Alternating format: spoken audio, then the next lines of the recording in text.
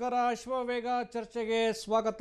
ನಾನು KJ ಹಳ್ಳಿ ಸುರೇಶ್. ಪ್ರೀತಿಯ ವೀಕ್ಷಕರೇ, ರಾಜ್ಯ ಸರ್ಕಾರದಲ್ಲಿ ಬರುವಂಥ ಎಲ್ಲ ಇಲಾಖೆಗಳಲ್ಲೂ ಉದ್ಯೋಗ ಖಾಲಿ ಇದೆ. ಅಂದರೆ ಸರ್ಕಾರದ ಆಡಳಿತ ಯಂತ್ರ ಏನು ಮಾಡ್ತಾ ಇದೆ? ನಿರುದ್ಯೋಗ ಸಮಸ್ಯೆ ತಾಂಡು ಮಾಡ್ತಾ ಇದೆ. ಆದರೆ ಜನರಿಗೆ ಕೊಡಬೇಕಾಗಿರುವಂಥ ಉದ್ಯೋಗವನ್ನು ಕೊಡದೆ ಗ್ಯಾರಂಟಿ ಯೋಜನೆಗಳತ್ತ ಗಮನವನ್ನು ಹರಿಸ್ತಾ ರಾಜ್ಯ ಸರ್ಕಾರ. ಹಾಗಾಗಿ ಎಲ್ಲ ಇಲಾಖೆಗಳಲ್ಲೂ ಲಕ್ಷಾಂತರ ಹುದ್ದೆಗಳು ಖಾಲಿ ಇದ್ದಾವೆ. ಸಾವಿರಾರು ಹುದ್ದೆಗಳು ಡಿಪಾರ್ಟ್ಮೆಂಟ್ ವೈಸ್ ಖಾಲಿ ಇರೋದ್ರಿಂದ ರಾಜ್ಯ ಸರ್ಕಾರ ಏನು ಮಾಡ್ತಾ ಇದೆ? ಜನರು ಉದ್ಯೋಗಕ್ಕೋಸ್ಕರ ಚಾತಕ ಪಕ್ಷಿಯಂತೆ ಕಾಯ್ತಾ ಇದ್ದಾರೆ. ಆದರೆ ರಾಜ್ಯ ಸರ್ಕಾರದ ಎಲ್ಲ ಫೋಕಸ್ ಇರೋದು ಗ್ಯಾರಂಟಿಯತ್ತ. ಗ್ಯಾರಂಟಿಯನ್ನು ಮಾಡುವ ಸಲುವಾಗಿ ರಾಜ್ಯದ ಅಭಿವೃದ್ಧಿಯನ್ನು, ಉದ್ಯೋಗ ತುಂಬುವ ಕೆಲಸವನ್ನು ಸರ್ಕಾರ ಮರಿತಾ ಚರ್ಚೆಯನ್ನು ಮಾಡ್ತಾ ಹೋಗೋಣ. ಇದೇ ಹೊತ್ತಿನ ಚರ್ಚಾ ವಿಷಯ ಉದ್ಯೋಗ ಖಾಲಿ ಇದೆ, ಗ್ಯಾರಂಟಿ.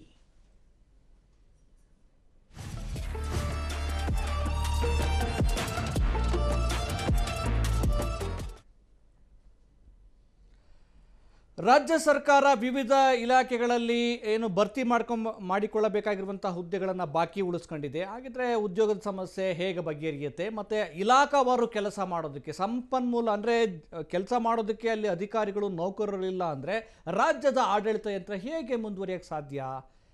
ಚರ್ಚೆಯನ್ನು ಮಾಡ್ತಾ ಹೋಗೋಣ. ಮೊದಲು ಈ ಒಂದು ವಿಚಾರದ ಬಗ್ಗೆ ಚರ್ಚೆ ಮಾಡೋದಕ್ಕೆ ನಮ್ಮ ಸ್ಟುಡಿಯೋಗೆ ಜಾಯಿನ್ ಆಗಿದ್ದಾರೆ BJPಯ ವಕ್ತಾರರಾಗಿರುವಂಥ ಮೀರಾ ರಾಘವೇಂದ್ರ ಅವರು. ಮೀರಾ ಅವರೇ, ಕಾರ್ಯಕ್ರಮಕ್ಕೆ ಸ್ವಾಗತ. ಅನಂತರ ಕುಮಾರ್ ಅವರು, ಕಾಂಗ್ರೆಸ್ನ ವಕ್ತಾರರು. ಕುಮಾರ್ ಅವರೇ, ಕಾರ್ಯಕ್ರಮಕ್ಕೆ ಸ್ವಾಗತ. ರಾಜ್ಯ ಸರ್ಕಾರದ ಏನು ವಿವಿಧ ಇಲಾಖೆಗಳಲ್ಲಿ ಖಾಲಿ ಇರುವಂಥ ಹುದ್ದೆಗಳನ್ನು ನಾವು ನೋಡ್ತಾ ಹೋದರೆ, ಅದಕ್ಕಿಂತ ಮುಂಚೆ ಒಂದು ಬ್ರೇಕಿಂಗ್ ನ್ಯೂಸ್ ನೋಡೋಣ.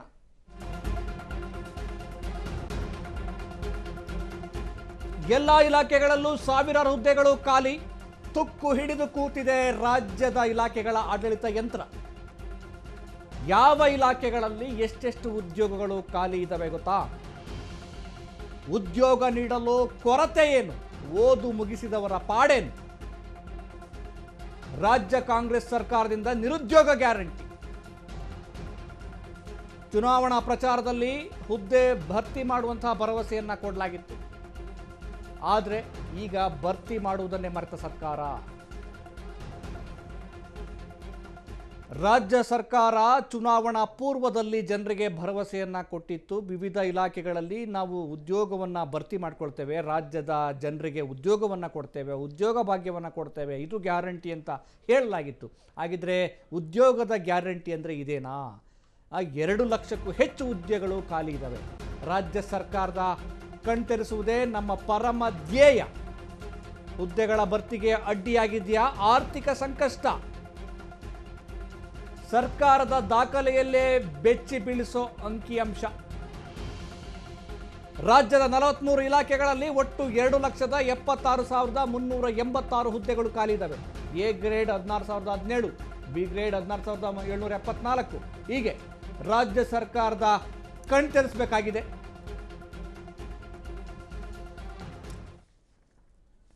ರಾಜ್ಯ ಸರ್ಕಾರ ಈ ಹುದ್ದೆಗಳನ್ನು ಯಾವಾಗ ಭರ್ತಿ ಮಾಡುತ್ತೆ?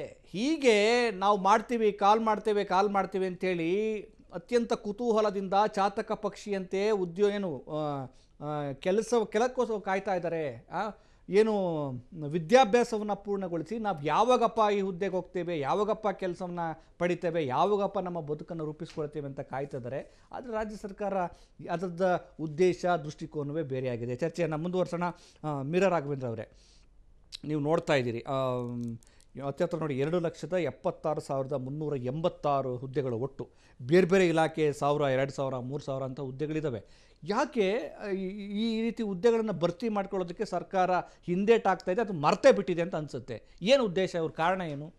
ಇವ್ರು ಯಾಕೆ ಈ ರೀತಿ ಉದ್ಯೋಗ ಭಾಗ್ಯವನ್ನು ಕಲ್ಪಿಸದೆ ಸುಮ್ಮನಾಗಿರೋದಕ್ಕೆ ಏನು ಉದ್ದೇಶ ಇರ್ಬೋದು ಅಂತ ನಿಮಗೆ? ನೀವೇ ತೋರಿಸಿದ್ರೆ ನಿರುದ್ಯೋಗ ಗ್ಯಾರಂಟಿ ಅಂತ ಹೇಳಿ 4ನೇ ಗ್ಯಾರಂಟಿ. ಸುಮಾರು ಇದೇ ಥರ ವಿಫಲವಾದಂತಹ ಕೆಲವೊಂದು ಗ್ಯಾರಂಟಿಗಳು ಇದೆ ಬಿಡಿ ಕಾಂಗ್ರೆಸ್ ಸರ್ಕಾರದಲ್ಲಿ. ಇವತ್ತು ಗ್ಯಾರಂಟಿ ಪೂರೈಸ್ಲಿಕ್ಕಾಗಿ ಈಗ ಮಾಡ್ತಿದ್ದಾರಾ ಅಂತಲೂ ನೀವು ಒಂದು ಪ್ರಶ್ನೆ ಹೇಳಿದ್ರಿ. ಆ್ಯಕ್ಚುಲಿ ಗ್ಯಾರಂಟಿ ಜನರಿಗೆ ತಲುಪಿಸೋದಕ್ಕೂ ಕೂಡ ಇಲ್ಲಿ ನೌಕರರ ಕೊರತೆ ಇದೆ. ಬೇರೆ ಬೇರೆ ಇಲಾಖೆಯಲ್ಲಿ ಏನು ಇವಾಗ ಅಪಾಯಿಂಟಲ್ಲಿದ್ದಾರಲ್ಲ ಅವ್ರನ್ನ ಈ ಕಡೆ ತೊಗೊಂಡು ಗ್ಯಾರಂಟಿಗಳನ್ನು ಅನುಷ್ಠಾನಕ್ಕೆ ಯಾವ ರೀತಿ ಅದು ಪ್ರೋಸೆಸ್ ಮಾಡಬೇಕಾಗತ್ತೆ, ಅದಕ್ಕೋಸ್ಕರ ಈ ಬೇರೆ ಇಲಾಖೆಯಲ್ಲಿರ್ತಕ್ಕಂಥ ನೌಕರರನ್ನು ಈ ಕಡೆ ತೊಗೊಂಡು ಇರೋರ್ನು ಈ ಕೆಲಸಕ್ಕೆ ಬಳಸ್ಕೊಳ್ತಿದ್ದಾರೆ. ಅಲ್ಲೂ ಕೆಲಸ ಆಗ್ತಾ ಇಲ್ಲ. ಇವ್ರಿಗೆ ಏನಂದರೆ ಇವ್ರ ಮೇಯ್ನ್ ಫೋಕಸ್ಸು ಗ್ಯಾರಂಟಿ ಬಗ್ಗೆ ಇರ್ತಕ್ಕಂಥದ್ದು. ಅದನ್ನೇ ನೋಡ್ತಿದ್ದಾರೆ ಬಿಟ್ರೆ ಇಲ್ಲಿ ನಿರುದ್ಯೋಗ ಸಮಸ್ಯೆ ನೋಡಿ, ದೇಶದ ನಿರುದ್ಯೋಗ ಸಮಸ್ಯೆ ಬಗ್ಗೆ ಮಾತನಾಡ್ತಾರೆ ರಾಹುಲ್ ಗಾಂಧಿ ಅವರು. ಯಾವಾಗಲೂ ಮೋದಿ ಅವ್ರನ್ನ ಟಾರ್ಗೆಟ್ ಮಾಡಿ ಅನ್ಎಂಪ್ಲಾಯ್ಮೆಂಟ್ ಮೋದಿ ಟಾರ್ಗೆಟ್ ಮಾಡಿ ಹೇಳ್ತಾರೆ, ಯೂತ್ಸ್ ಬಗ್ಗೆ ಯೋಚನೆ ಇಲ್ಲ, ನಿರುದ್ಯೋಗ ಇದೆ ಅಂತ ಹೇಳಿ ಯಾವಾಗಲೂ ಟಾರ್ಗೆಟ್ ಮಾಡಿ ಹೆಚ್ಚು ಅವರು ಅದನ್ನೇ ಮಾತನಾಡ್ತಿದ್ದು. ಇತ್ತೀಚೆಗೆ ಸಂವಿಧಾನ ಪುಸ್ತಕ ಇಟ್ಕೊಂಡು ಓಡಾಡ್ತಿದ್ದಾರೆ. ಬಟ್ ಕಳೆದ ಬಾರಿ ಎಲೆಕ್ಷನಲ್ಲಿ ಅವ್ರು ಜಾಸ್ತಿ ಅನ್ಎಂಪ್ಲಾಯ್ಮೆಂಟ್ ಬಗ್ಗೆ ಹೈಲೈಟ್ ಮಾಡ್ಕೊಳ್ತಾ ಇರ್ತಾ ಇದ್ರು. ಈಗ ರಾಜ್ಯದಲ್ಲಿ ಖಾಲಿ ಇದೆ, ಬಟ್ ಅದ್ರ ಬಗ್ಗೆ ಆಸಕ್ತಿ ಇಲ್ಲ. ಬೇರೆ ಬೇರೆ ಸ್ಕ್ಯಾಮ್ಗಳಲ್ಲಿ ಸರ್ಕಾರ ಫಸ್ಟ್ ಆಫ್ ಆಲ್ ಮುಳುಗೋಗಿದೆ. ಈ ಯುವಕರ ಸಮಸ್ಯೆ, ಈ ನಿರುದ್ಯೋಗ ಸಮಸ್ಯೆ ಏನಕ್ಕೆ ಬೇಕಾಗಿದೆ ಅವರಿಗೆ? 2.70 ಲಕ್ಷದಷ್ಟು ಇಲಾಖೆಗಳಲ್ಲಿ ಖಾಲಿ ಇರ್ತಕ್ಕಂಥದ್ದು. ಇವತ್ತು ಮಹಿಳಾ ಮತ್ತು ಮಕ್ಕಳ ಕಲ್ಯಾಣ ಇಲಾಖೆಯಲ್ಲೂ ಸುಮಾರು ಖಾಲಿ ಇದೆ. ಅದು ಮೇಯ್ನು ಫುಡ್ ಅಂಡ್ ಸಿವಿಲ್ ಸಪ್ಲೈ, ಅದರಲ್ಲೂ ಸುಮಾರು ಖಾಲಿ ಇದೆ. ಮೇಯ್ನ್ ಆಗಿ ಇದರಲ್ಲಿ ತುಂಬಿಕೊಳ್ಬೇಕಾಗಿದ್ದು ಈಗ ನೋಡಿ, ನಾರ್ತ್ ಕರ್ನಾಟಕ, ಉತ್ತರ ಕರ್ನಾಟಕ ಭಾಗದಲ್ಲಿ ಸುಮಾರು ಸರ್ಕಾರಿ ಶಾಲೆಗಳಲ್ಲಿ ಮೇಸ್ಟ್ರುಗಳೇ ಇಲ್ಲ. ಮೊನ್ನೆ ಸದನದಲ್ಲಿ ಕೂಡ ಅದನ್ನ ಪ್ರಶ್ನೆ ಮಾಡಿ ಮಾತನಾಡೋದು, ಶಾಲಾ ಶಿಕ್ಷಣ ಮತ್ತು ಇವೆಲ್ಲ ಬೇಸಿಕ್ ಬೇಕಾಗಿರ್ತಕ್ಕಂಥ ಇಲಾಖೆಗಳಲ್ಲಿ ಇಲ್ಲ ಅಂತಂದ್ರೆ ಯಾವ ರೀತಿ ಜನ ಯಾವ ರೀತಿ ಪರದಾಡಬೇಕು? ಈಗ ಶಾಲಾ ಕಾಲೇಜುಗಳಲ್ಲಿ ಮೇಸ್ಟ್ರು ಇಲ್ಲ ಅಂತಂದ್ರೆ ಯಾವ ರೀತಿ ನೀವು ವಿದ್ಯಾಭ್ಯಾಸವನ್ನ ಕಲ್ಪಿಸ್ತೀರಾ? ಅಗ್ರೆಸಿವ್ ಆಗಿ ಕೇಳಬೇಕಾಗಿರೋ ಪ್ರತಿಪಕ್ಷ ಬೇರೆ ವಿಚಾರದಲ್ಲಿ ಮುಳುಗೋಗಿದೆಯಲ್ಲ, ಏನ್ ಮಾಡೋದು? ಬೇರೆ ವಿಚಾರ ಏನಿಲ್ಲ. ಇವತ್ತು ಹೆಂಗಾಗ್ಬಿಟ್ಟಿದೆ ಅಂದ್ರೆ ಬಣ ಬಡಿದಾಟ ಸೈಡಿಗಿಡಿ. ಫಸ್ಟ್ ನಾವು ಯಾಕೆ ಪ್ರತಿಪಕ್ಷ ಜವಾಬ್ದಾರಿ ಅಂತಾನೆ ನಾವು ನಮ್ ಜವಾಬ್ದಾರಿನೇ ಅದು, ಇಲ್ಲ ಅಂತ ಹೇಳ್ತಾ ಇಲ್ಲ. ಇವಾಗ ಹೆಂಗಾಗಿದೆ ಅಂತಂದ್ರೆ ನೋಡಿ, ಮೂಡ ಆಯ್ತು, ವಾಲ್ಮೀಕಿ ಆಯ್ತು, ಇಂಥ ದೊಡ್ಡ ದೊಡ್ಡ ಹಗರಣಗಳನ್ನ ನಾವು ಪ್ರಶ್ನೆ ಮಾಡ್ಕೊಂತ ಬರ್ತಾನೆ ಇದೀವಿ ಕಂಟಿನ್ಯೂಸ್ ಆಗಿ. ನಿರುದ್ಯೋಗ ಸಮಸ್ಯೆ ಬಗ್ಗೆನೂ ಮಾತನಾಡಿ ಆಗಿದೆ. ಯಾವುದನ್ನು ತಲೆ ಕೆಡಿಸ್ಕೊಳ್ದೆ ಬಿಂದಾಸ್ ಆಗಿ ಇವರು ಭ್ರಷ್ಟಾಚಾರ ಮಾಡಿಕೊಂಡು ಬಂಡತನದಿಂದ ಸರ್ಕಾರವನ್ನ ನಡೆಸ್ಕೊಂಡು ಹೋಗ್ತಾ ಇದ್ದಾರೆ. ಇಲ್ಲಿ ಮಾತನಾಡ್ಲಿಕ್ಕೆ ದಿನ ಬೆಳಗಾದ್ರೆ ಒಂದೊಂದು ಸಾರಿಗೆ ನೌಕರರಿಗೆ ಸಂಬಳ ಕೊಡ್ತಾ ಇಲ್ಲ. ಇದು ಎಂಪ್ಲಾಯ್ಮೆಂಟ್ ಬಗ್ಗೆ ಬಿಡಿ, ಸಂಬಳ ಕೊಡಕ್ಕೂ ದುಡ್ಡಿಲ್ಲ ಇವ್ರ ಹತ್ರ. ಎಷ್ಟು ಇಲಾಖೆಗಳಲ್ಲಿ ಸಂಬಳ ಈ ತಿಂಗಳದು ಮುನ್ನ 3 ತಿಂಗಳು ಬಿಟ್ಟು ಬರ್ತಾ ಇದೆ ಎಷ್ಟೋ ಜನ ನೌಕರಿಗೆ. ಓಕೆ ಮಾತಾಡೋಣ. ಕುಮಾರ್ ಅವರೇ, ಈಗ ನೋಡಿ ಸದನದಲ್ಲಿ ಈ ಬಗ್ಗೆ ಪ್ರಶ್ನೆ ಕೇಳಲಾಗಿದೆ. ಬಣಕಾರ್ ಅವರು ಪ್ರಶ್ನೆ ಕೇಳಿದ್ದಾರೆ, ಏನು UB ಬಣಕಾರ್ ಅವರು ಯಾವ್ಯಾವ ಇಲಾಖೆಗಳಲ್ಲಿ ಎಷ್ಟೆಷ್ಟು ಹುದ್ದೆಗಳು ಖಾಲಿ ಇದ್ದಾವೆ ಅದ್ರ ಮಾಹಿತಿ ಕೊಡಿ ಅಂತ ಮಾಹಿತಿ ಕೊಟ್ಟಿದ್ದೀರಿ. ಮಾಹಿತಿ ಕೊಟ್ಟಾದ್ಮೇಲೆ ಪ್ರಶ್ನೆಗೆ ಉತ್ತರ ಕೊಡೋದು, ಇಷ್ಟು ಖಾಲಿ ಇದ್ದಾವೆ ಅಂತ ತುಂಬಿಸೋರು ಯಾರು? ಯಾವಾಗ ತುಂಬಿಸ್ತೀರಿ? ಏನು ಮಾಡ್ತೀರಿ? ಪ್ರಶ್ನೆ ಕೇಳಿದ್ರು ಉತ್ತರ ಕೊಟ್ರಿ, ಅಲ್ಲಿಗೆ ಮುಗಿತಾ ಅಂತ. 2 ಲಕ್ಷಕ್ಕೂ ಹೆಚ್ಚು ಹುದ್ದೆಗಳು ಖಾಲಿ ಇದ್ದಾವೆ. ಬೇರೆ ಬೇರೆ ಡಿಪಾರ್ಟ್ಮೆಂಟ್ಗಳಲ್ಲಿ ಏನು ಹುದ್ದೆಗಳನ್ನು ತುಂಬಿಸ್ಬೇಕಾಗಿದೆ ಅಲ್ವಾ? ಈ ರೀತಿ ನೀವು ಖಾಲಿ ಉಳಿಸ್ಕೊಂಡು ಏನು ಮಾಡೋಕ್ಕೆ ಹೊರಟಿದ್ದೀರಿ? ಅಂದರೆ ಜನ ಪಾಪ ವಿದ್ಯಾರ್ಥಿಗಳು, ಈ ರಾಜ್ಯದ ಜನ ಕಷ್ಟಪಟ್ಟು ಓದಿ ಇವಾಗ ಕಾಲ್ ಮಾಡ್ತಾರೆ, ನಾನು ಜಾಬಿಗೆ ಸೇರ್ಕೊಳ್ತೀನಿ ಅಂತೇಳಿ ಜಾತಕ ಪಕ್ಷಿ ಅಂತ ಕಾಯ್ತಿದ್ದಾರೆ. ನೀವು ನೋಡಿದ್ರೆ ಖಾಲಿ ಇದೆ, ಇಷ್ಟಿದೆ, ಯಾವಾಗ ತುಂಬಿಸ್ತೀರಿ? ಏನು ಕತೆ? ಅವರು ಏನು ನಿರೀಕ್ಷೆ ಇಟ್ಕೋಬೋದು ನಿಮ್ಮ ಸರ್ಕಾರದ ಮೇಲೆ? ಏನು UB ಬಣಕಾರ್ ಅವರು ಕೇಳಿದ್ದಾರೆ, ಪ್ರಶ್ನೆಗೆ ಉತ್ತರವನ್ನು ಕೊಟ್ಟಿದ್ದಾರೆ, ನಾವು ಒಪ್ಕೋತೇವೆ. 2021ರಲ್ಲೂ BJP ಸರ್ಕಾರ ಅಧಿಕಾರದಲ್ಲಿದ್ದಾಗಲೂ ಪ್ರಶ್ನೆ ಕೇಳಿದರು, ಆಗಲೂ ಇದೇ ಉತ್ತರ, ಇಷ್ಟೇ ಹುದ್ದೆ ಖಾಲಿ ಇದ್ದಾವೆ ಅಂತ ಕೊಟ್ಟಿದ್ದಾರೆ BJP ಅವರು. ನಿಮ್ಮದು ಅದೇ ಒಂದು ನಿಮಿಷ. ಇದು ಇವತ್ತು ಸೃಷ್ಟಿಯಾಗಿರೋದಲ್ಲ. 2,76,000 ಖಾಲಿ ಏನು ಹುದ್ದೆ ಇದಾವಲ್ಲ, ಅದು ಇವತ್ತು ಏಕಾಏಕಿ ಉದ್ಭವ ಆಗಿರೋದಲ್ಲ. 23, 24 ಅಥವಾ 24, 25ರಲ್ಲಿ ಉದ್ಭವ ಆಗಿರೋ ಪ್ರಶ್ನೆ ಅಲ್ಲ. ಕೇಂದ್ರ ಸರ್ಕಾರ ಹೊಸದಾಗಿ ಆಡಳಿತಕ್ಕೆ ಬಂದ ಮೇಲೆ, ನಿರ್ಮಲಾ ಸೀತಾರಾಮನ್ ಅವರು ಹಣಕಾಸಿನ ಮಂತ್ರಿಗಳಾದ ಮೇಲೆ ಒಂದು ಆದೇಶ ಹೊರಡಿಸಿದ್ದಾರೆ. ಅದನ್ನು BJPಗರು ಮರಿಬಾರ್ದು. ಯಾವುದೇ ಹುದ್ದೆಗಳನ್ನು, ಸರ್ಕಾರಿ ಹುದ್ದೆಗಳನ್ನು ಸೃಷ್ಟಿ ಮಾಡೋದಾಗಲಿ, ನೇಮಕಾತಿ ಮಾಡ್ಕೊಳ್ಳೋದಾಗಲಿ ಮಾಡಿಕೊಡೋದು, ಔಟ್ಸೋರ್ಸ್ ಮುಖಾಂತರ ಹುದ್ದೆಗಳನ್ನು ಭರ್ತಿ ಮಾಡಬೇಕು ಅಂತ. ಒಂದು ನಿಮಿಷ ಇರಿ ಸರ್, ನಾ ಪೂರ್ಣ ಮಾಡಕ್ಕೆ ಬಿಡಿ ಮೇಡಮ್ ಅವರೇ. ನೀವು ಮಾತಾಡುವಾಗ ಏನು ಮಾತನಾಡಿಲ್ಲ, ಮಾತಾಡೋಕ್ಕೆ ಆಗಲ್ಲ, ಆ ಥರ ಮಾಡ್ತೇನೆ, ಅದು ಬೇಡ. ಇದು ರಾಜ್ಯ ಸರ್ಕಾರದ ಪ್ರಶ್ನೆಯನ್ನು ನೀವೆತ್ತಿದ್ದೀರಿ. ಇದು ಇವತ್ತೇ ಉದ್ಭವ ಆಗಿದ್ದಲ್ಲ ಅಂತ ನಾನು ಆಗಲೇ ತಿಳಿಸಿದ್ದೇನೆ. 2020ರಲ್ಲೂ ಖಾಲಿ ಇತ್ತು, 21ರಲ್ಲೂ ಖಾಲಿ ಇತ್ತು, 22ರಲ್ಲೂ ಖಾಲಿ ಇತ್ತು. ಒಂದು ನಿಮಿಷ, ನೀವು ಅವತ್ತು ಯಾಕಪ್ಪ ಭರ್ತಿ ಮಾಡಲಿಲ್ಲ? ಯಾಕೆ ಖಾಲಿ ಬಿಟ್ಕೊಂಬಂದ್ರಿ? ಮಾಡಬೇಕಾಗಿದ್ದೆ ನಾವು. ಈಗ ಏಕಾಏಕಿ ಬಂದು ಒಂದು ವರ್ಷದಲ್ಲಿ ಭರ್ತಿ ಖಂಡಿತ ನಾವು ಮಾಡ್ತೇವೆ. ಸರ್ಕಾರಿ ನೌಕರಿ ಕೊಡಬೇಕು, ಒಂದು ನಿಮಿಷ, ಸರ್ಕಾರಿ ನೌಕರಿ ಕೊಡಬೇಕು ಅಂತೇಳಿ ನಾವು ನಮ್ಮ ಪ್ರಣಾಳಿಕೆಯಲ್ಲಿ ಘೋಷಣೆ ಮಾಡಿದ್ದೇವೆ, ಖಂಡಿತ ಕೊಡ್ತೇವೆ, ಆ ಕೆಲಸ ಮಾಡ್ತೇವೆ. 2 ವರ್ಷ ಆಗ್ತಾ ಬರ್ತದೆ. ಒಂದು ನಿಮಿಷ, ಫೈನಾನ್ಸ್ ಡಿಪಾರ್ಟ್ಮೆಂಟ್ ಅವರು ಕನ್ಕರೆನ್ಸ್ ಕೊಡಲಿಲ್ಲ ಅಂತಂದರೆ ಯಾವ ಹುದ್ದೆಯನ್ನು ಭರ್ತಿ ಮಾಡೋಕ್ಕೆ ಸಾಧ್ಯ ಇದೆಯಾ ಇವತ್ತು? ಫೈನಾನ್ಸ್ ಡಿಪಾರ್ಟ್ಮೆಂಟ್ ಅವರು ಸರ್ಕಾರಿ ಹುದ್ದೆಗಳ ನೇಮಕಾತಿ ವಿಷಯ ಬಂದಾಗ ಫೈನಾನ್ಸ್ ಡಿಪಾರ್ಟ್ಮೆಂಟ್ ಅವರು ನಿಮ್ ಕ್ಲಿಯರೆನ್ಸ್ ಕೊಡ್ಲಿಲ್ಲ ಅಂತಂದ್ರೆ ನೀವು ಯಾವ ಹುದ್ದೆ ಭರ್ತಿ finance ಮಾಡಕ್ ಸಾಧ್ಯ? department ರಾಜ್ಯ ಸರ್ಕಾರ ಆಗಿರ್ಲಿ, ಒಂದ್ ನಿಮಿಷ ಯಾರ ಬಳಿ ಇದೆ ಸರ್? ಒಂದು ನಿಮಿಷ ಹೇಳಿ. ಒಂದು ನಿಮಿಷ ಹೇಳಿ. ಸರ್ಕಾರದ ಆರ್ಥಿಕ ವೆಚ್ಚವನ್ನ ನೋಡ್ತಾ ಹೋದಾಗ ಔಟ್ಸೋರ್ಸ್ಗೆ ನೋಡಿ, ಒಂದು ಸರ್ಕಾರಿ ಹುದ್ದೆ ಕೊಡಲೇಬೇಕು. ಸರ್ಕಾರಿ ಹುದ್ದೆಗಳನ್ನು ಖಾಲಿ ಇರಬಾರ್ದು, ಔಟ್ಸೋರ್ಸ್ ಮುಖಾಂತರ ಯಾರನ್ನೂ ತಗೋಬಾರ್ದು, ಯುವಕರುಗಳಿಗೆ ಉದ್ಯೋಗ ಸೃಷ್ಟಿ ಮಾಡಿ ಕೊಡಬೇಕು. ಇರೋ ಹುದ್ದೆಗಳನ್ನು ಕೂಡ ಭರ್ತಿ ಮಾಡಬೇಕು ಅನ್ನೋದೇ ಕಾಂಗ್ರೆಸ್ ಪಕ್ಷದ ಮೂಲಭೂತ ನರೇಂದ್ರ ಮೋದಿ ಮೂಲಭೂತ ನೀತಿ. ಸರ್ ಒಂದು ನಿಮಿಷ, ನಮ್ಮ ಮೂಲಭೂತ ನೀತಿಯೇ ಸರ್ಕಾರಿ ಹುದ್ದೆಗಳನ್ನೆಲ್ಲ ಭರ್ತಿ ಮಾಡಬೇಕು ಮತ್ತು ಉದ್ಯೋಗಗಳನ್ನು ಸೃಷ್ಟಿ ಮಾಡಬೇಕು ಅನ್ನೋದೇ ನಮ್ಮ ನೀತಿ. ಉದ್ಯೋಗ ಇಲ್ಲ ಅಂತಂದ್ರೆ ಯುವಕರು ಬೀದಿ ಪಾಲಾಗ್ತಾರೆ, ದೇಶ ಮುನ್ನಡೆಯೋದಕ್ಕೆ ಕಷ್ಟ ಆಗುತ್ತೆ, ನಿರುದ್ಯೋಗ ಸಮಸ್ಯೆ ಹೆಚ್ಚು, ಆರ್ಥಿಕ ವ್ಯವಸ್ಥೆ ಹದಗೆಟ್ಟೋಗುತ್ತೆ ಅಲ್ವಾ? ಮತ್ತೆ ಕುಟುಂಬದ ಪರಿಸ್ಥಿತಿ ಕೂಡ ಹದಗೆಟ್ಟೋಗುತ್ತೆ. ಅದು ಎಲ್ಲ ವಿಚಾರಗಳ ಮೇಲೂ ಪರಿಣಾಮ ಬೀರುತ್ತೆ ಅನ್ನೋದು ನಮಗೆ ಗೊತ್ತಿದೆ. ಮತ್ತು ಅದರ ಪ್ರಬಲವಾದಂಥ ಅದ್ರ ಪರವಾಗಿ ಕೆಲಸ ಮಾಡ್ತಿರೋರು ಕಾಂಗ್ರೆಸ್ ಪಕ್ಷ ಇಡೀ ಭಾರತ ದೇಶದಲ್ಲಿ. ಕಳೆದ 11 ವರ್ಷಗಳಲ್ಲಿ 1 ವರ್ಷಕ್ಕೆ 2 ಕೋಟಿ ಉದ್ಯೋಗ ಸೃಷ್ಟಿ ಮಾಡ್ತೀವಿ ಅಂತ ಬಂದು 22 ಕೋಟಿ ಉದ್ಯೋಗ ಸೃಷ್ಟಿ ಮಾಡಬೇಕಾಗಿತ್ತು. ಆಗ ನಮಗೂ ಕೂಡ ನಮ್ಮಲ್ಲಿರುವಂಥ ಯುವಕರಿಗೆ ಉದ್ಯೋಗ ಸೃಷ್ಟಿ ಆಗ್ತಿತ್ತು. ನಾವು ಕೂಡ ಆ ಉದ್ಯೋಗ ನೇರ ಅಂದರೆ ಸಮಸಮವಾಗಿ ರಾಜ್ಯ ಸರ್ಕಾರ FD ಅವರಲ್ಲಿ ನಾವು ಏನು ಹುದ್ದೆಗಳನ್ನು ಖಾಲಿ ಇದಾವೆ ಅದನ್ನು ಭರ್ತಿ ಮಾಡ್ಕೊಳ್ಳೋಕೆ ಅವಕಾಶ ಕೊಡಿ ಅಂತ ಕೇಳಬೇಕಾಯ್ತು. 20ರಲ್ಲಿ ಯಾಕೆ ಕೇಳಲಿಲ್ಲ? 21ರಲ್ಲಿ ಯಾಕೆ ಕೇಳಲಿಲ್ಲ? 22ರಲ್ಲಿ ಯಾಕೆ ಕೇಳಲಿಲ್ಲ? ಅಂದ್ರೆ ಅಲ್ಲಿಂದ ಖಾಲಿ ಅಲ್ಲಲ್ಲ ಒಂದು ನಿಮಿಷ, ಅಲ್ಲಿಂದ ಖಾಲಿ ಬಿಟ್ಕೊಂಡ್ಬಂದಿದ್ದು ಯಡಿಯೂರಪ್ಪನವರು, ಬೊಮ್ಮಾಯಿ ಅವರು ಅಲ್ಲಿಂದ ಖಾಲಿ ಬಿಟ್ಕೊಂಡ್ಬಂದಿದ್ದು. ಅದು ಇವಾಗ ಅಷ್ಟು ಮಟ್ಟಕ್ಕೆ ಬಂದು ಕೂತಿದೆ. ಯಾಕೆ ಸೊಮ್ಮೆ ಔಟ್ಸೋರ್ಸನ್ನು ತಗೊಂಡ್ರಿ ನೀವು? ನಿಮ್ಮದೇ ಸರ್ಕಾರ ಆಯಿತು, ಡಬಲ್ ಇಂಜಿನ್ ಸರ್ಕಾರ. ಸರ್ ಡಬಲ್ ಇಂಜಿನ್ ಸರ್ಕಾರ, ರಾಜ್ಯ ಸರ್ಕಾರ ಖಾಲಿ ಹುದ್ದೆಗಳನ್ನ ಯಾಕೆ ಭರ್ತಿ ಮಾಡಲಿಲ್ಲ? ನೀವು ಪಕ್ಷದಲ್ಲಿ ಇದ್ದಾಗ ನೀವೇನ್ ಮಾಡ್ತಾ ಇದ್ರಿ ಸರ್? ನಾವು ಕೇಳಿದಾಗೆಲ್ಲ ಏನ್ ಹೇಳ್ತಿದ್ರು, ನಿರ್ಮಲಾ ಸೀತಾರಾಮನ್ ಅವರು ಲೆಟರ್ ಕಳಿಸ್ಬಿಟ್ಟಿದ್ದಾರೆ. ಆ ಲೆಟರ್ ಪ್ರಕಾರ ನಾವಿನ್ನು ಮುಂದೆ ಸರ್ಕಾರಿ ಹುದ್ದೆಗಳಿಗೆ ಭರ್ತಿ ಮಾಡಬಾರ್ದು. ನಿರ್ಮಲಾ ಸೀತಾರಾಮನ್ ಈಗ ರಾಜ್ಯದಲ್ಲಿ ಸರ್ಕಾರಿ ನೌಕರರನ್ನು ಖಾಲಿ ಮಾಡೋದಕ್ಕೆ ಅಪಾಯಿಂಟ್ ಮಾಡೋದಕ್ಕೆ ನಿರ್ಮಲಾ ಸೀತಾರಾಮನ್ ಹೆಂಗ್ ಕಾರಣ ಆಗ್ತಾರೆ? ಬೇಕಾಗುತ್ತೆ. FD ಯಾರ್ದು ಸರ್? ಫೈನಾನ್ಸ್ ಡಿಪಾರ್ಟ್ಮೆಂಟ್ ಯಾರ ಕೈಲಿದೆ? ಕೇಂದ್ರ ಸರ್ಕಾರದ್ದು ಅವ್ರ ಕೈಲೇ ಇದೆ. ನೀವು ಕ್ಲಿಯರೆನ್ಸ್ ಕೊಡ್ಬೇಕಲ್ವಾ? ಪತ್ರ ಬರೆದ್ಬಿಟ್ಟು ಮಾಡ್ಬೇಕಾಗಿರೋ ಜವಾಬ್ದಾರಿ ಅದನ್ನ ಏನು ಪತ್ರ ಬರೆದ್ಬಿಟ್ಟು ನೀವು ಸುಮ್ಮನೆ ಕೂತ್ಕೊಂಡ್ಬಿಟ್ರೆ ನಾವೇನ್ ಮಾಡ್ಬೇಕು ಇಲ್ಲಿ? ಎಸ್ ರಾಘವೇಂದ್ರ ಅವ್ರೆ ಅವ್ರದ್ದು ಆಯ್ತು. 20, 21, 22, 23 ಕೊನೆ ತನಕ ಇದ್ರಿ. ನೀವು ಯಾಕಪ್ಪ ಭರ್ತಿ ಮಾಡಿದೆ? ಹಂಗೆ ಖಾಲಿ ಬಿಟ್ಟು ಹೋದ್ರಿ. ಉದ್ಯೋಗ ಇದು ಶಾಲೆಗಳಲ್ಲಿ ಕಾಲೇಜ್ಗಳಲ್ಲಿ ವಿದ್ಯಾರ್ಥಿಗಳಿಗೆ ಪಾಠ ಮಾಡೋ ಹುಡುಗರಿಗೆ ವಯಸ್ಸು ಹೊಟ್ಟೋಗ್ತಾ ಇದೆ. ನೀವೇನ್ ಮಾಡ್ತಾ ಇದ್ದೀರಾ? ಮತ್ತೆ ಒಂದು ನಿಮಿಷ, ನೀವು ಅಧಿಕಾರದಲ್ಲಿ 2 ವರ್ಷ ಆಯ್ತು. ಈಗಾಗಲೇ ಈಗ ನಮ್ಮ ಸರ್ಕಾರ ಅಧಿಕಾರಕ್ಕೆ ಬಂದ್ಮೇಲೆ ಗ್ಯಾರಂಟಿ ಯೋಜನೆ ನಿಮ್ಗೆ ಉತ್ತರ ಕೊಟ್ಟಿದ್ದಾರೆ. ನಾವೆಷ್ಟು ಹುದ್ದೆಗಳನ್ನ ಭರ್ತಿ ಮಾಡಿದ್ದೇವೆ ಅನ್ನೋದನ್ನು ಕೊಟ್ಟಿದ್ದೇವೆ 1.5 ವರ್ಷದಲ್ಲಿ. ಎಷ್ಟು ಮಾಡಿದಿರಿ? ಕೊಟ್ಟಿದ್ದೇವೆ 15,000 ಚಿಲ್ಲರೆ ಹುದ್ದೆಗಳನ್ನ ಭರ್ತಿ ಮಾಡಿದ್ದೇವೆ. ದೊಡ್ಡ ಸಾಧನೆ ಅದು. 15,000.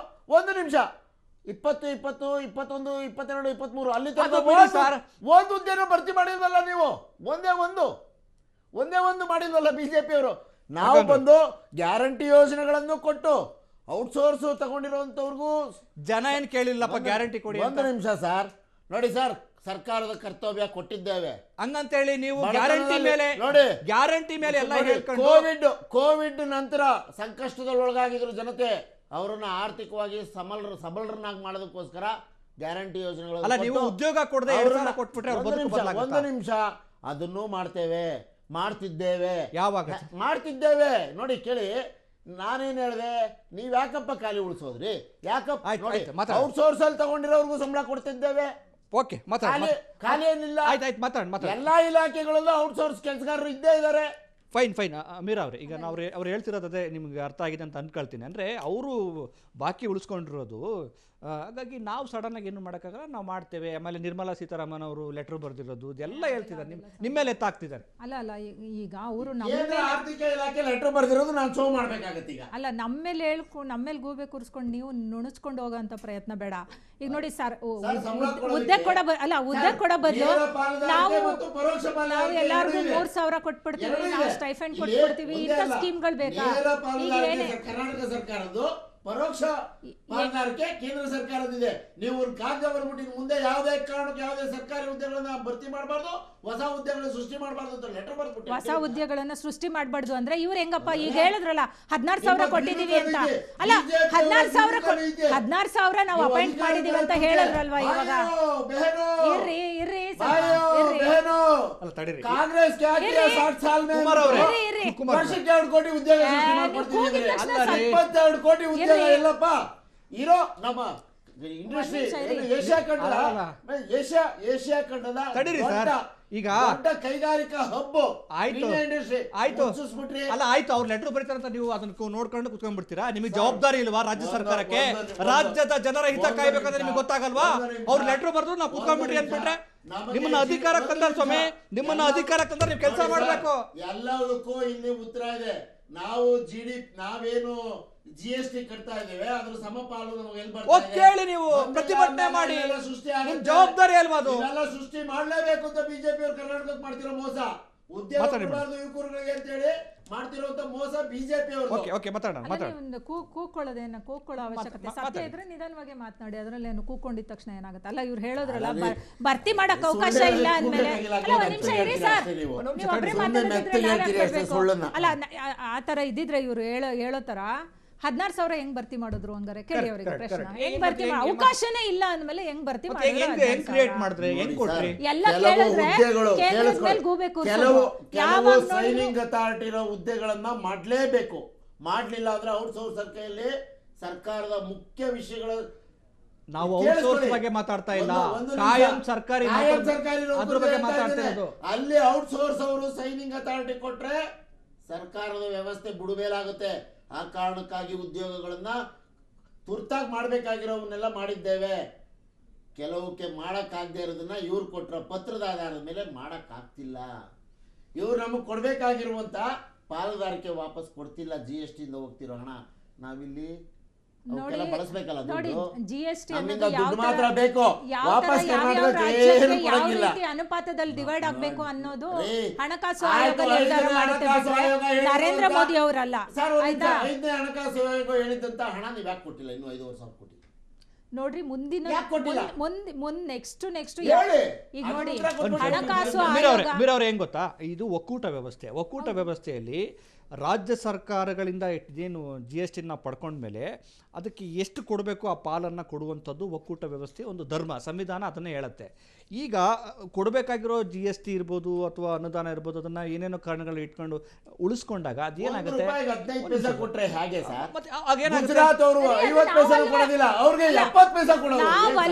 ನಾವಲ್ಲ ಅದನ್ನ ಡಿಸೈಡ್ ಮಾಡೋರು. ಅಲ್ಲ ಈಗ ಪಕ್ಷದಲ್ಲಿ ರಾಜ್ಯ ಸರ್ಕಾರ ಈಗ ನಮ್ಮ ರಾಜ್ಯ ಅತಿ ಹೆಚ್ಚಿನ ಟ್ಯಾಕ್ಸ್ ಕಟ್ಟೋದ್ರಲ್ಲಿ 4ನೇ ಮಹಾರಾಷ್ಟ್ರ ಮೊದಲನೇ ರಾಜ್ಯ, ದ್ವಿತೀಯ ರಾಜ್ಯ ಕರ್ನಾಟಕ ಅತಿ ಹೆಚ್ಚು. ನಿಯಮ ಇದೆ ರೀ. ಯಾವ ನಿಯಮ? ಗುಜರಾತ್ ಕೊಡೋದ ನಿಯಮ. ಗುಜರಾತ್ ಕೊಡೋದೇನ್ರಿ? 50 ಪೈಸೆ ಕೊಡೋದಿಲ್ಲ ಅವರು. ಅವ್ರಿಗೆ ₹1 ಕೊಡೋದು ನಿಯಮನ? ನಾವು ₹1 ಕೊಟ್ಬಿಟ್ಟು 15 ಪೈಸೆ ಕೊಡೋದು ನಿಯಮನ? ಅಲ್ಲ ಈ ರೀತಿ ಈಗ ನೋಡಿ ಅವೈಜ್ಞಾನಿಕವಾಗಿ ಯಾವ ರೆವಲ್ಯೂಷನ್ ಬಗ್ಗೆ ಯಾವ ರೆವಲ್ಯೂಷನ್ ರೀ? ಬಿಜೆಪಿ ರೆವಲ್ಯೂಷನ್ ಗುಜರಾತ್ ಮಾತ್ರ ಗುಜರಾತ್ ಮಾಡಲ್ಲ. ಈಗ ಬಿಜೆಪಿ ತರ ಅಂದ್ರೆ ಅಧಿಕಾರದಲ್ಲಿರುವಂತಹ ರಾಜ್ಯಗಳಿಗೆ ಹೆಚ್ಚಿನ ಅನುದಾನವನ್ನ ಕೊಟ್ಟು, ಮತ್ತೆ ಈಗ ಕಾಂಗ್ರೆಸ್ ಅಲ್ಲಿ ಅಥವಾ ಇತರೆ ಪ್ರತಿಪಕ್ಷಗಳಿರುವಂತಹ ರಾಜ್ಯಗಳಿಗೆ ಅನುದಾನವನ್ನ ಕಡಿತ ಮಾಡೋದಿದೆಯಲ್ಲ ಅದು ನೋಡಿ. ಅದೊಂದು ಒಂದು ನಿಮಿಷ, ನಿರ್ಮಲಾ ಸೀತಾರಾಮನ್ ಅವರು ಎಲ್ಲಿಂದ ಆಯ್ಕೆ ಆಗಿದ್ದಾರೆ? ಕರ್ನಾಟಕದಿಂದ ಆಯ್ಕೆ ಆದಾಗ ಇವರು ಇಲ್ಲಿ ಕೂತ್ಕೊಂಡು ಬಂಬಡ ಹೊಡಿಯೋದಷ್ಟೇ. ಏನನ್ನ ಸೆಂಟ್ರಲ್ ಗವರ್ನಮೆಂಟ್ ತಲುಪಿಸಬೇಕು ಕರ್ನಾಟಕದಿಂದ ಆಯ್ಕೆ ಆಗಿ ಹೋಗಿರುವಂತಹ ಸಂಸದರು ಏನ್ ಮಾಡಿ ಕಡಲೆ ಬೆಲ್ಲ ತಿಂತಾ ಇದ್ದಾರಾ? ಕರ್ನಾಟಕಕ್ಕೆ ಬರ್ಬೇಕಾಗಿರೋ ಪಾಲ್ ಕೇಳಕ್ಕಾಗಲ್ಲ. ಈಗ ನೋಡಿ, ಈಗ ನೀವು ರಾಜ್ಯದಲ್ಲಿ ಪ್ರತಿಪಕ್ಷ ಇದ್ದೀರಿ, ಬಿಜೆಪಿ ಇದ್ದೀರಿ, ನಿಮ್ಮದು ಪಾತ್ರ ಇರುತ್ತೆ.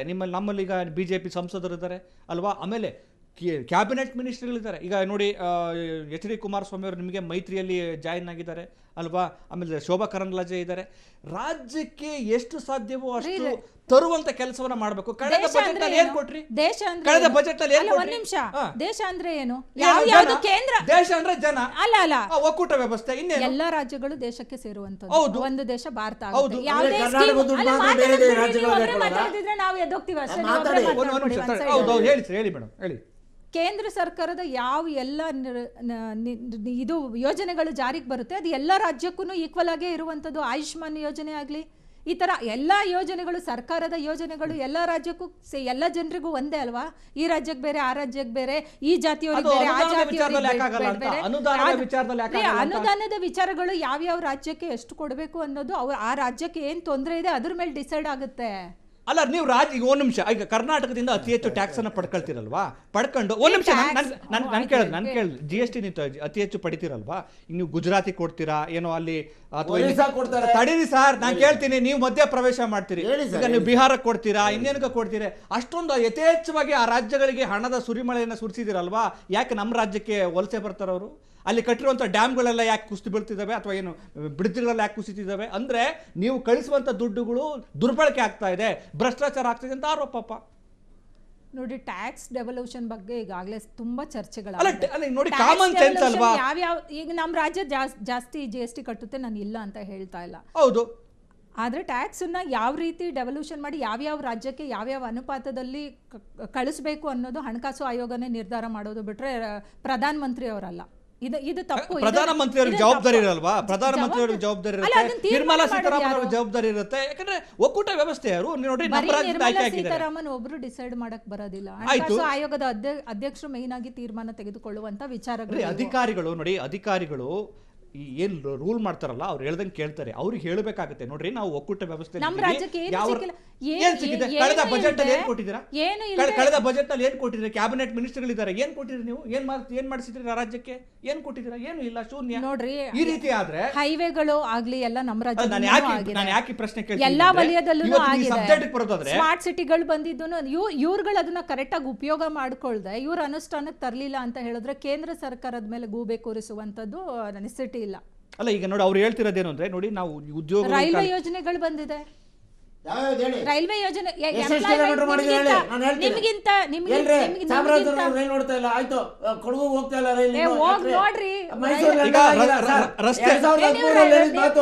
ರೈಲಲ್ಲಿ ಓಡಾಡ್ತಿಲ್ಲ, ರೈಲಲ್ಲಿ ಓಡಾಡ್ತಿಲ್ಲ ಇವರು, ಹೈವೇಗಳಲ್ಲಿ ಓಡಾಡ್ತಿಲ್ಲ ಇವರು, ಇವರು ಹೈವೇಗಳಲ್ಲಿ ಓಡಾಡ್ತಿಲ್ಲ ಇವರು. ಬೆಂಗಳೂರು ಟು ಮೈಸೂರು, ಎಷ್ಟು ನಿಮಿಷದಲ್ಲಿ ತಲುಪ್ತೀರಾ ಇವಾಗ? ಕರ್ನಾಟಕ ಕೊಡಬೇಕಾಗಿರೋ ಯೋಜನೆಗಳು ಎಷ್ಟಾಗಿದೆ? ನಿಮ್ ಸರ್ಕಾರ ಇರಲಿ, ಇನ್ನೊಂದು ಸರ್ಕಾರ ಇರಲಿ,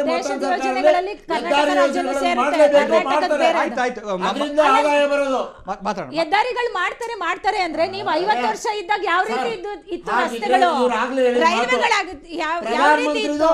ವಂದೇ ಭಾರತ್ ಎಕ್ಸ್ಪ್ರೆಸ್, 5ನೇ ಹಣಕಾಸಿನ ಆಯೋಗ ಶಿಫಾರಸ್ ಮಾಡ್ರು, ಹಣ ಯಾಕೆ ಕೊಟ್ಟಿಲ್ಲ ಕರ್ನಾಟಕಕ್ಕೆ ನಿರ್ಮಲಾ ಸೀತಾರಾಮನ್ ಅವರು? ನೀವು ಕೇಳಬೇಕು, ನೀವು ಇಲ್ಲಿ ಕುತ್ಕೊಂಡು ಹೋಗ್ಬೇಕ್ರಿ, ನೀವಾಗ ಹೋಗ್ಬೇಕು, ಕೇಳಬೇಕು, ಅರ್ಥೈಸಬೇಕು, ನಮ್ಮ ಪಾಲ್ ನಮಗೆ ಕೊಡೋದು ಕೇಳಬೇಕು. ನೀವು ಇಲ್ಲಿ ಬಾಯ್ ಬಿಡ್ಕೊಂಡ್ರೆ ಕರ್ನಾಟಕ ರಾಜ್ಯದಿಂದ ಕೊಟ್ಟಿರುವಂತ ಮನವಿ ಹಿಂಗ್ ಮನವಿ ಕೊಟ್ಕೊಂಡ್ರೆ ಕೆಲಸ ಆಗತ್ತಾ? ಮನವಿ ಕೊಟ್ರೆ ಚರ್ಚೆ ಮಾಡ್ಬೇಕಾಗಿರೋರು ಯಾರು? ಕೇಂದ್ರ ಸರ್ಕಾರದಲ್ಲಿ ಇಲ್ಲಿಂದ ಗೆದ್ದೋಗಿರುವಂತ ಸಂಸದರು ಏನ್ ಮಾಡ್ತಿದ್ದಾರೆ? ಏನ್ ಮಾಡ್ತಿದ್ದಾರೆ ಇವ್ರ ಮಂತ್ರಿಗಳು, ಕೇಂದ್ರದ ಮಂತ್ರಿಗಳು? ಕರ್ನಾಟಕದಿಂದ ಆಯ್ಕೆ ಆಗೋಗಿರುವಂತ ನಿರ್ಮಲಾ ಸೀತಾರಾಮನ್ ಅವರು ಕರ್ನಾಟಕಕ್ಕೆ ಏನೇನು ಯೋಜನೆಗಳು ಕೊಟ್ಟಿದ್ದಾರೆ? 3 ನಾಮಕ ಯೋಜನೆಗಳು. ನೋಡಿ, ನಾವು ಕೊಟ್ಟರೆ ತೆರಿಗೆ ಹಣನ ನಮ್ಗೆ ವಾಪಸ್ ಕೊಡೋದಕ್ಕೆ ನೀರಾವರಿ ಯೋಜನೆಗೆ ಅವರೇ ಘೋಷಣೆ ಮಾಡಿದ್ದು 5,022 ಕೋಟಿ. ಎಲ್ಲಿ ಕೊಟ್ರು? ಅವರೇ ಯೋಚನೆ ಮಾಡಿದ್ರು ಅವ್ರ ಬಜೆಟ್ ಅಲ್ಲಿ. ಈಗ ನನ್ನ ಪ್ರಶ್ನೆ, ಕಳೆದ ಬಜೆಟ್ ಅಲ್ಲಿ ಅವರೇ ಘೋಷಣೆ ಮಾಡಿದ್ರು, ಯಾಕೆ ಕೊಡ್ತಾ ಇಲ್ಲ? ಈಗ ರಾಜ್ಯದಲ್ಲಿ ಅಧಿಕಾರದಲ್ಲಿ ಇರೋದು ಯಾರು ಹೇಳಿ? ನಾವು ಅಧಿಕಾರದಲ್ಲಿ ಇದ್ದೇವೆ. ಅಲ್ಲ, ನಾವು ಏನು ದೇಶದಲ್ಲಿ ಮಾಡ್ದೆ ನೋಡಿ ಸರ್, ನಾವು ಬಿಜೆಪಿಯೇತರ ಸರ್ಕಾರಗಳು ಭಾರತ ದೇಶದಲ್ಲಿ ಎಲ್ಲೆಲ್ಲಿದಾವ ಬಿಜೆಪಿಯೇತರ ಸರ್ಕಾರಗಳು, ಅಲ್ಲಿ ಎಲ್ಲಾ ರಾಜ್ಯಗಳಿಗೂ ಇವ್ರದ್ದು ಇದೆ. ಆಯ್ತು ಮೇಡಮ್, ಮಾತಾಡೋಣ. ಈಗ ಕುಮಾರ್ ಅವರೇ, ನನ್ನ ಪ್ರಶ್ನೆ ಸಿಂಪಲ್, ಹೆಂಗ್ ಗೊತ್ತಾ? ಈಗ ನೀವು ಅಧಿಕಾರದಲ್ಲಿದ್ದೀರಿ, ಈಗ ನಮಗೆ ಕೇಂದ್ರದಿಂದ ಬರಬೇಕಾಗಿರುವಂಥ ತೆರಿಗೆ GST ಸರಿಯಾಗಿ ಬಂದಿಲ್ಲ ಅಂತ ಕೋರ್ಟ್ಗೆ ಹೋಗಿ ಕಾನೂನು ಹೋರಾಟವನ್ನೆಲ್ಲ ಮಾಡಿದ್ರಿ. ಆಯ್ತು, ಪೂರ್ಣಗೊಳಿಸ್ತೀನಿ, ಕೇಳಿಲಿ ಸರ್. ಅದಕ್ಕೆಲ್ಲ ಕೋರ್ಟ್ಗೆ ಹೋಗಿದ್ದು ಅತಿವೃಷ್ಟಿಯಾಗಿ ಆಯ್ತು, ಬರಗಾಲ ಬಂದಿಲ್ಲ, ನಮ್ಗೆ NDRF ಅಲ್ಲಿ ದುಡ್ಡು ಕೊಡ್ತಾ ಇಲ್ಲ ಇವರು ಅಂತೇಳಿ ಕೋರ್ಟು ನಮ್ಗೆ ಆದೇಶ ಹೊಡಿಸಿದಕ್ಕೆ ದುಡ್ಡು ಕೊಟ್ಟರು. ಇಲ್ಲಾಂದ್ರೆ ಅದು ಕೊಡ್ತಿರ್ಲಿಲ್ಲ ಇವರು, ಅದಕ್ಕೂ ದೋಖ ಆಗ್ತಿದ್ರು, ಪಂಗನಾಮ ಆಗ್ತಿದ್ರು ಬಿಜೆಪಿಯವರು. ನಾವು ಕೋರ್ಟ್ಗೆ ಹೋಗಿ ಎಲ್ಲಾದರೂ ಒಕ್ಕೂಟ ವ್ಯವಸ್ಥೆಯಲ್ಲಿ ಒಂದು ರಾಜ್ಯ ಕೋರ್ಟ್ ಮುಂದೆ ನಿಂತ್ಕೊಂಡು ನಮಗೆ ಕೊಡಬೇಕಾಗಿರೋ ದುಡ್ಡನ್ನ ಒಕ್ಕೂಟ ವ್ಯವಸ್ಥೆಯಲ್ಲಿ ಕೊಡ್ತಾ ಇಲ್ಲ ಅಂತ ಅವಾಹಲ ಹಾಕೊಳ್ಳುವಂಥ ಪರಿಸ್ಥಿತಿ ಭಾರತ ದೇಶದ ಸ್ವಾತಂತ್ರ್ಯದ ಇತಿಹಾಸದಲ್ಲಿ ತಂದದ್ದು ಯಾರಾದ್ರೂ ಇದ್ರೆ ಅದು ಬಿಜೆಪಿ. ನಿಮಗೆ ಹಂಗೆ ಕೇಳಕ್ಕಾಗಲ್ವಾ? ನಿಮ್ಗೆ ಆ ಧೈರ್ಯ ಇಲ್ವಾ? ಹಾಗೆ ಗರ್ಸಿಲ್ವಾ? 30,000 ಕೋಟಿ ಕೇಳಿದ್ರೆ ಕೊಟ್ಟಿದ್ದು 2,000. ಆಯ್ತು, ಮಾತಾಡೋಣ. ಬ್ರೇಕ್ನ ಸಮಯ. ಚರ್ಚೆ ಮುಂದುವರಿಯುತ್ತೆ. ಚರ್ಚೆಯನ್ನು ಮುಂದುವರಿಸೋಣ. ಈಗೊಂದು ವಿರಾಮ.